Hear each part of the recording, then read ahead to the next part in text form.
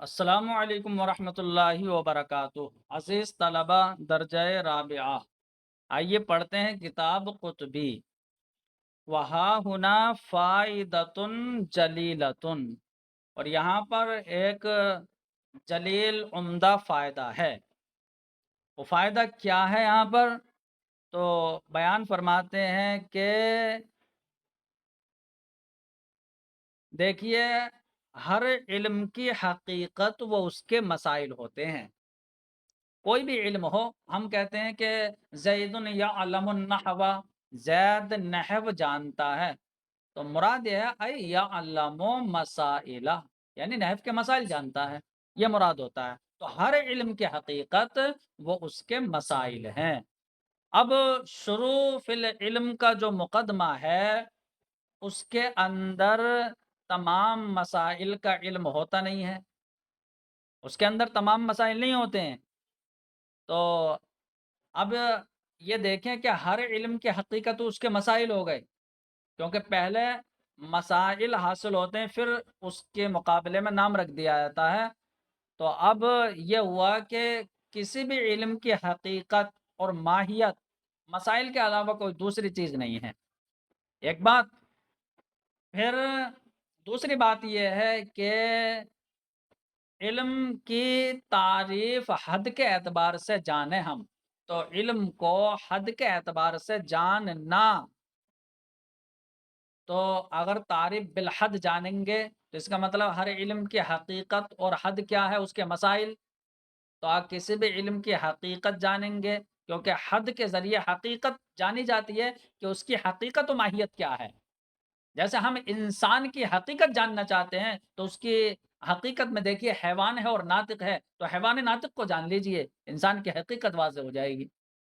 تو اب ہر علم کی حقیقت وہ اس کے مسائل ہیں۔ اب ہم علم کی تعریف بالحد جاننا چاہتے ہیں، تو اب اس کا مطلب اس کے مسائل کو جاننا پڑے گا۔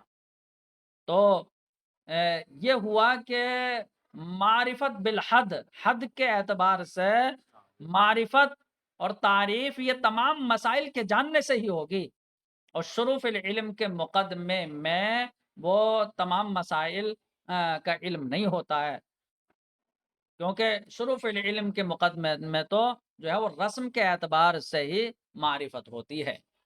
اسی وجہ سے مصنف نے یہ کہا کہ وَرَسَمُوهُ، منطق کی تعریف بالرسم یہ ہے، حدوہ نہیں کہا۔ کیوں؟ انہوں نے اس بات پر تنبیہ کی ہے کہ یہاں پر یہ شروع فی العلم کے مقدمے کی بات ہے، اور شروع فی العلم کے مقدمے میں تعریف بالحد کا ذکر نہیں ہو سکتا، کیونکہ تعریف بالحد کا ذکر کرنے کا مطلب یہ ہے کہ اس علم کی حقیقت یعنی اس کے تمام مسائل کا جاننا، اور مقدمے کے اندر تمام مسائل کو نہیں جانا جاتا ہے، بلکہ جو ہے صرف اشارہ ہوتا ہے، اس لیے وہاں تعریف بالرسم ہی ذکر ہوتی ہے، اس لیے رسموہ بولا، حدوہ نہیں بولا۔ نہیں سمجھے؟ اس بات پر تنبیہ کرنے کے لیے کہ شروع فی العلم کے مقدمے میں علم کی تعریف بالرسم ہی ہوگی، تعریف بالحد نہیں بیان ہو سکتی۔ تو دیکھیے یہ فائدہ ہے یہاں پر ہے۔ اب اس کا ہم ترجمہ لگاتے ہیں۔ وَهَاهُنَا فَائِدَةٌ جَلِيلَةٌ، یہاں پر ایک جلیل القدر فائدہ ہے، وہ یہ ہے کہ انا حقیقت کل علم مسائلہ، کہ ہر علم کی حقیقت وہ اس کے مسائل ہیں۔ لأنه قد حصلت تلك المسائل اولا، اس لیے کہ اولا وہ مسائل حاصل ہوتے ہیں، ثم وضع اسم العلم بإزائها، پھر ان مسائل کے مقابلے میں علم کا نام وضع کیا جاتا ہے، کہ مسائل جو نحو کے مسائل تھے تو ان کے مقابلے میں جو ہے نحو کا نام رکھ دیا کہ یہ علم نحو ہے۔ فلا تکون لہ ماہیت و حقیقت وراء تلک المسائل، تو فرماتے ہیں کسی بھی علم کی کوئی ماہیت و حقیقت ان مسائل کے علاوہ کوئی دوسری چیز نہیں ہوتی ہے، حقیقت اور ماہیت وہ مسائل ہی ہوتے ہیں۔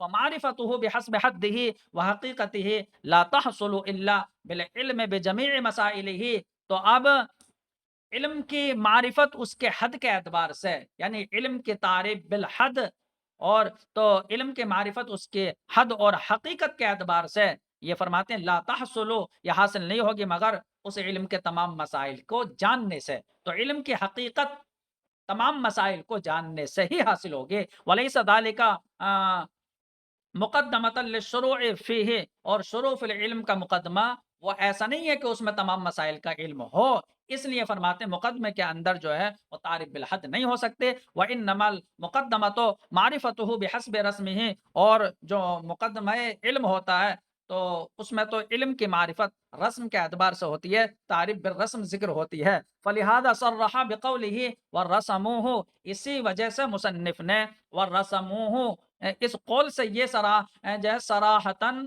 व रसमुहु कौल जो है जिक्र किया है।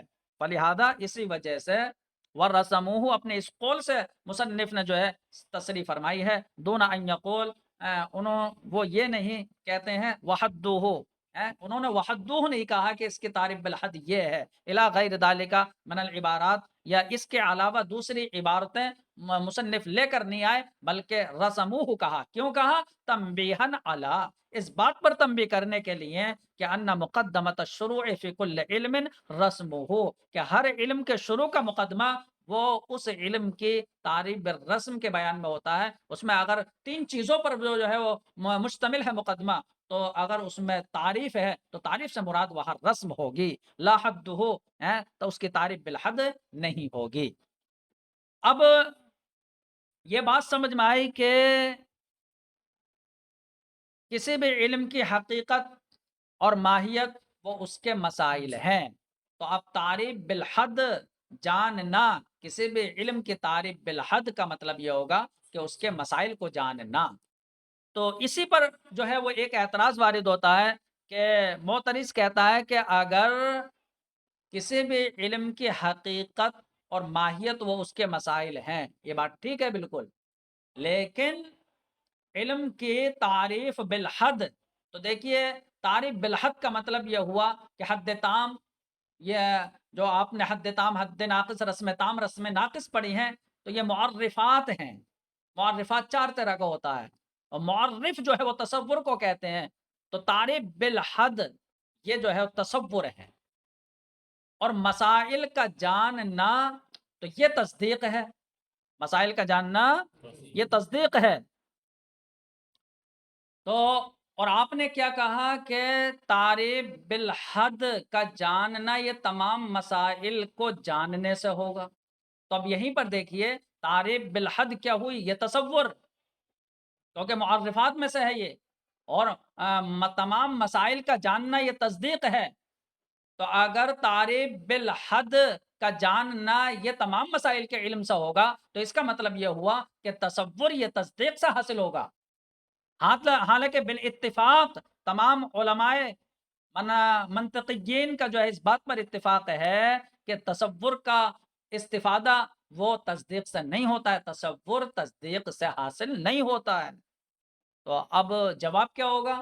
तो इसका जवाब ये है कि देखिए मसाइल का जानना और मसाइल की तस्दीक है, ये बात बिल्कुल ठीक। और आपने जो ये कहा कि तारिफ बिल हद जो है ये तसव्वुरात में तसव्वुर है क्योंकि मुअर्रिफ है, ये भी ठीक है। लेकिन ये हमने ये नहीं कहा कि तसव्वुर ये हासिल होगा तस्दीक से, बल्कि देखिए जो तस्दीक है मसाइल का जानना, तो जो मसाइल हैं, अब किसी भी इल्म के मसाइल हों तो वो मसाइल का जानना वो मसाइल की तस्दीक है। तो अब उन तस्दीक के अंदर भी जो है वो तसव्वुरात हैं। तो अब जब आप तारीफ बिल हद का इरादा करेंगे तो अब उन तस्दीकात के तसव्वुर की ज़रूरत पड़ेगी, हैं? तो उन तस्दीकात का आप तसव्वुर करेंगे कि यानी कि जो उसके अज्जा हैं, क्योंकि तारीफ बिल हद का जानना ये किससे होगा? उनके मसाइल को जानने से। तो आप उन तमाम तस्दीकात जो मसाइल हैं उनका तसव्वुर करेंगे तभी तो तारीफ बिल हद हासिल हो जाएगी।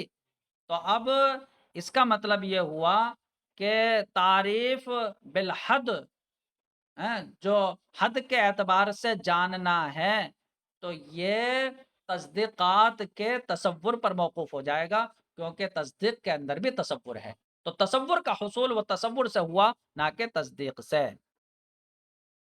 तो ये एतराज़ हुआ और उसका जवाब। دیکھیے ہم اس کا ترجمہ لگاتے ہیں، فَإِن قُلْتَ، تو اگر آپ اعتراض کریں اور آپ یہ کہیں کہ العلم بالمسائل التصدیق بها، کہ مسائل کا علم یا مسائل کی تصدیق ہے، ومعرفت العلم بحدہ تصورہ، اور علم کی معرفت اس کے حد کے اعتبار سے، یعنی کہ کسی بھی علم کو حد کے اعتبار سے جاننا، یعنی تعریف بالحد کا کی معرفت تصورہ، یہ تصور ہے، کیونکہ معرفات میں سے ہے۔ والتصور لا یستفاد من التصدیق، اور تصور جو ہے وہ تصدیق سے حاصل نہیں کیا جاتا ہے، حالانکہ آپ نے ابھی پیچھے کہا کہ تعریف بالحد کی معرفت یہ ان مسائل کے جاننے سے ہوگی، اس کا مطلب تصور تصدیق سے حاصل ہوگا۔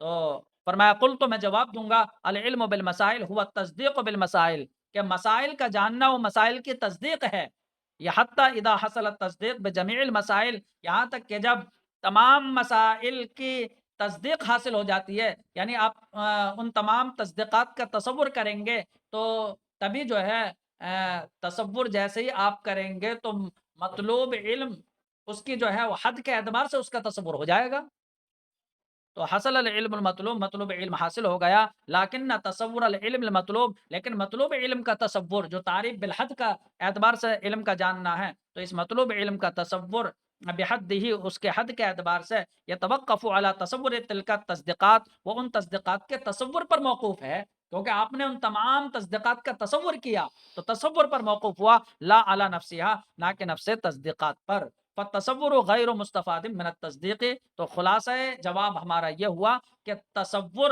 وہ تصدیق سے مستفاد نہیں ہے، تصدیق سے حاصل نہیں ہو رہا، بلکہ ان تصدیقات کے تصور سے حاصل ہو رہا ہے۔